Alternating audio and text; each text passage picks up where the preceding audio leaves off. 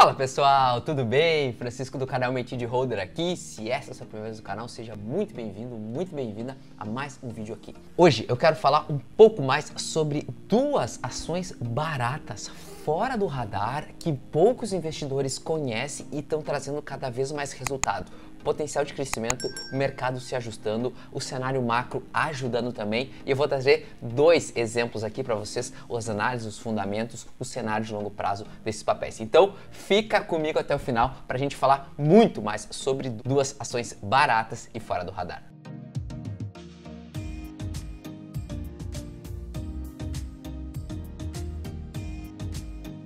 Lembrando que se você não for por aqui, teu like é muito importante e se inscrever no canal para receber todo o conteúdo em primeira mão. Primeiro, a gente vai falar um pouquinho mais sobre o mercado brasileiro como um todo, está performando muito mal recentemente. E eu vou trazer aqui duas ações que performaram pior do que o índice num overview mais de longo prazo e a gente vai entender um pouquinho mais sobre cada um desses cenários. Para a gente começar aqui, o primeiro case que eu quero trazer para vocês é a DMED. Código PNVL3 na Bovespa, vou deixar aqui para vocês, mas o que eu quero trazer?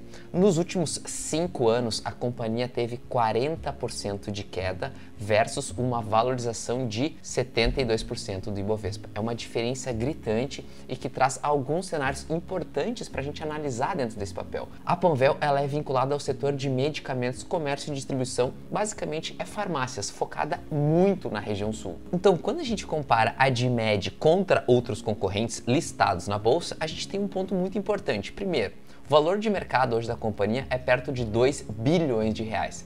E se comparado às grandes do setor Raia Drogasil, Hypera, a Blau Farmacêutica, é um valor de mercado muito mais baixo se comparado a essas três aqui. Porém, um cenário importante, no último ano, quando a gente faz uma análise em relação a esses papéis, a DMED sofreu muito mais do que o setor. Está uma queda de 40% versus uma queda em média de 10% das concorrentes do setor. E aí abre um ponto, dados os fundamentos, dada a análise, dado o mercado, o que está acontecendo com essa companhia? Ela ficou mais barata realmente ou ela é um ativo ruim? É um ativo que a gente não gostaria de colocar na carteira. E aí a gente começa a entender um pouco mais do mercado. Onde que ela está inserida? Quais são os movimentos? Quais são os fundamentos? Primeiro, o mercado farmacêutico como um todo, a gente sabe da concorrência que ele tem, porém ele é extremamente resiliente e fragmentado, como eu posiciono aqui. E é um mercado que vem crescendo a níveis muito importantes, ou seja, é um mercado no Brasil de mais ou menos 150 bilhões de reais em termos de tamanho de mercado e a região sul responde por mais ou menos 23 bi do tamanho de mercado dele. Dentro da região sul, que é onde a DMED está inserida e tem grande parte da operação, esse aqui é o market share. A empresa tem um foco principalmente na região sul, começando pelo Rio Grande do Sul, onde tem mais de 20% de share e um EBITDA de operação de 11,4. Consegue ter melhores margens, principalmente porque é uma região onde ela está mais consolidada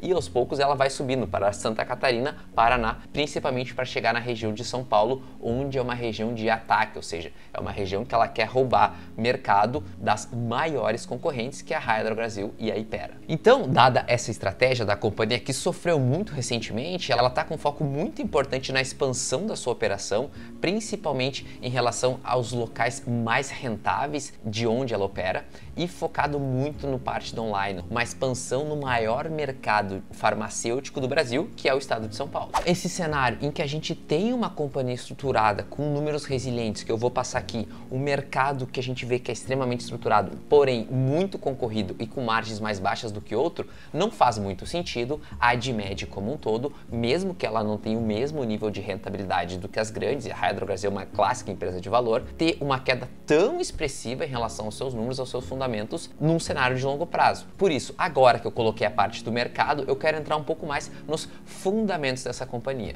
Então vamos lá, pessoal. Primeiro nos fundamentos, a gente vê o seguinte, hoje a DMED é uma companhia que vale mais ou menos 2 bilhões de reais, está sendo negociada uma relação PL de 24 vezes e uma relação EV/EBITDA, que é o valor de mercado da companhia sobre o EBITDA, de mais ou menos 10 vezes.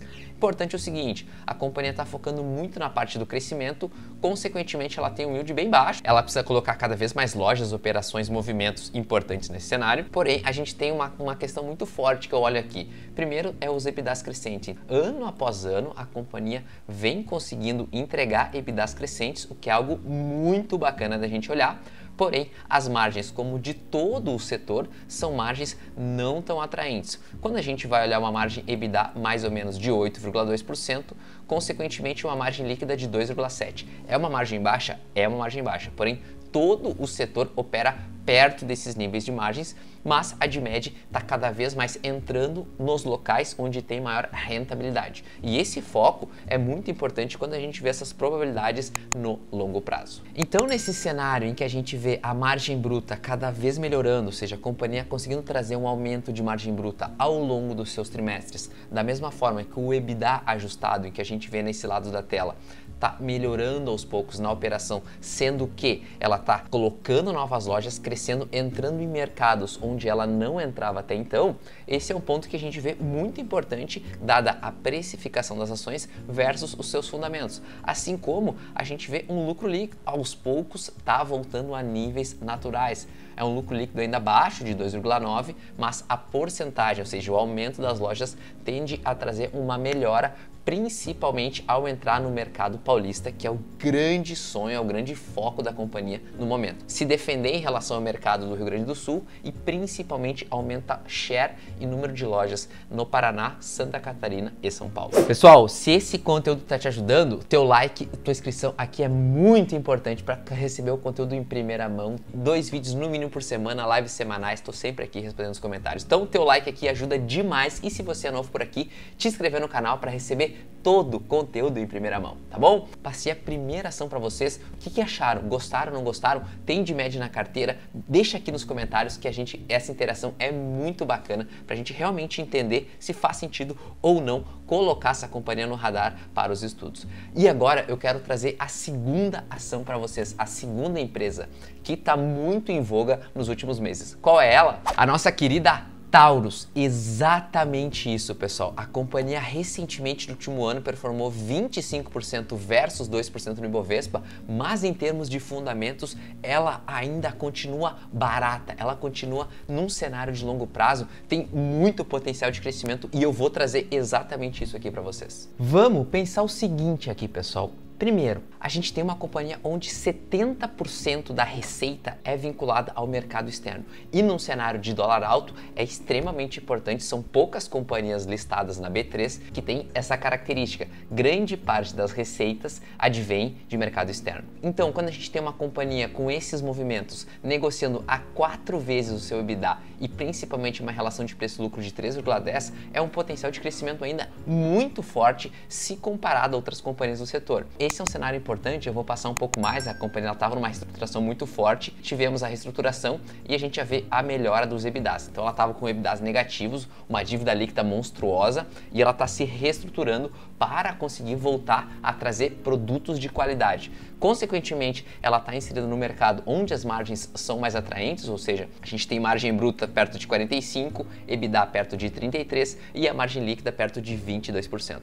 Dado um cenário como um todo e onde a Taurus está inserida, eu coloquei ela como uma das ações baratas fora do radar. Então é importante a gente frisar que a empresa exporta e fabrica para o maior mercado de armas do mundo. Ela vende 80% das suas armas vão para os Estados Unidos. Então esse é um ponto muito importante, a representatividade que o mercado americano tem dentro da receita da Taurus, o que coloca também, ela não fica imune. Num cenário de PIB fraco, num cenário de atividade interna muito fraca, a Taurus fica imune em relação a isso. Se o Brasil for mal pelos próximos 2, 3, 4, 5 anos, quem tem Taurus na carteira, a tendência é que não sofra tanto quanto o restante do mercado. Então aqui o pessoal da Nord Research trouxe um gráfico muito bacana, onde teve a reestruturação.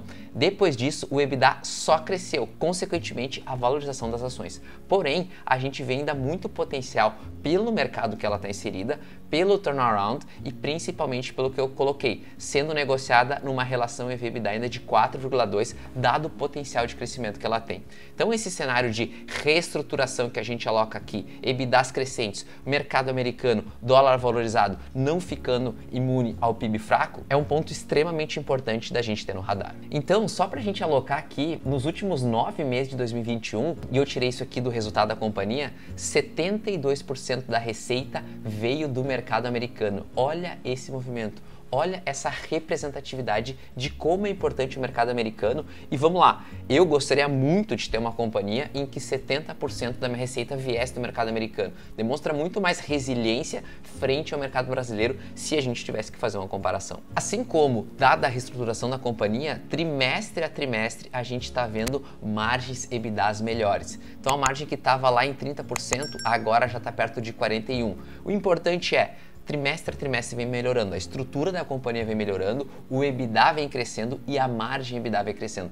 São pontos importantes quando a gente analisa uma ação e vê que não é um resultado específico. Não foi somente um trimestre que deu resultado, todos eles demonstraram capacidade de crescimento, capacidade de amadurecimento dessa operação pós-reestruturação. E um ponto extremamente importante é a redução da dívida líquida. A companhia estava numa relação de 11,2 dívida líquida EBITDA lá em 2018. Ocorreu a reestruturação, olha onde está hoje, 0,5. Mudou o cenário está muito melhor. Então esse cenário de redução do endividamento, potencial de crescimento, a companhia no mercado americano, cada vez mais os fundamentos indicando ainda que ela está barata frente aos concorrentes. Tem muita companhia no Brasil que está sendo negociada a patamares muito acima disso. Então esse cenário onde a companhia traz novos fundamentos, novo endividamento, potencial de crescimento, fundamentos atraentes, sendo uma das poucas companhias e os produtos cada vez mais com uma maior qualidade, entrando no mercado indiano, entrando em outras licitações de outros países, é uma das companhias para a gente deixar no radar em relação a isso tudo. Se esse conteúdo te ajudou, te inscreve aqui embaixo no canal, deixa o like, ativa o sininho e também tem um Seja Membro aqui que eu criei para cada vez mais você ter maiores benefícios. Te espero no próximo vídeo